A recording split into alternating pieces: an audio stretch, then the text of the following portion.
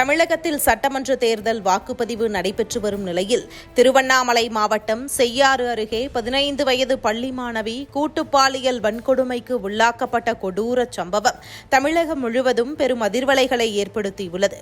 உறவினரின் திருமண நிகழ்ச்சியில் பங்கேற்றுவிட்டு ஊர் திரும்பிக் கொண்டிருந்த மாணவியை காஞ்சிபுரம் சாலையில் மர்ம கும்பல் வழிமறித்து மிரட்டி இத்தகைய பாதகச் செயலில் ஈடுபட்டு தப்பி ஓடியிருக்கிறது. குறிப்பாக 8 பேர் கொண்ட கும்பலால் ஒரு சிறுமி கடத்தப்பட்டு வன்கொடுமைக்கு உள்ளாக்கப்பட்டிருப்பது மாநிலத்தில் பெண்களுக்கான பாதுகாப்பு சூழல் எந்த நிலையில் உள்ளது என்பதை தெள்ளத் தெளிவாக படம் பிடித்து காட்டுகிறது. பாதிக்கப்பட்ட சிறுமி தற்போது காஞ்சிபுரம் அரசு மருத்துவமனையில் சிகிச்சை பெற்று வரும் நிலையில் இச்சம்பவம் திமுக ஆட்சியின் கீழ் பெண்களுக்கு பாதுகாப்பே இல்லை என்ற கசப்பான யதார்த்தத்தையே சுட்டிக்காட்டுகிறது.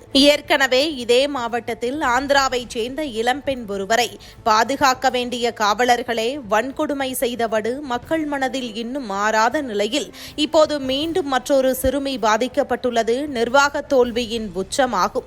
சட்டம் ஒழுங்கு சீராக இருக்கும் ஒரு மாநிலத்தில் குற்றவாளிகளுக்கு சட்டத்தின் மீது தீராத அச்சம் இருக்க வேண்டும். ஆனால் தமிழகத்தில் அத்தகைய பயம் இல்லாத காரணத்தினாலேயே சமூக விரோதிகள் துணிச்சலாக இத்தகைய கொடூரங்களில் ஈடுபடுகின்றனர். சிசிடிவி கண்காணிப்புகளும் காவல்துறை ரோந்துகளும் வெறும் பெயரளவில் மட்டுமே இருப்பதை இதுபோன்ற தொடர் சம்பவங்கள் வெளிச்சம் போட்டு காட்டுகின்றன என அரசியல் விமர்சகர்கள் கூறுகின்றனர். மக்களுக்கு பாதுகாப்பான வாழ்வை உறுதி செய்ய வேண்டிய கடமை கொண்ட அரசு அந்த அடிப்படை உரிமையையே வழங்க தவறுவது அதன் சட்டம் ஒழுங்கு பராமரிப்பின் மீது பெரும் கரையை படியச் செய்கிறது. பாதிக்கப்பட்ட சிறுமிக்கு விரைந்து நீதி கிடைப்பதும் குற்றவாளிகள் யாராக இருந்தாலும் அவர்களுக்கு கடுமையான தண்டனை பெற்று தருவது மட்டுமே இந்த சீர்கேட்டை சரி செய்ய உதவும்.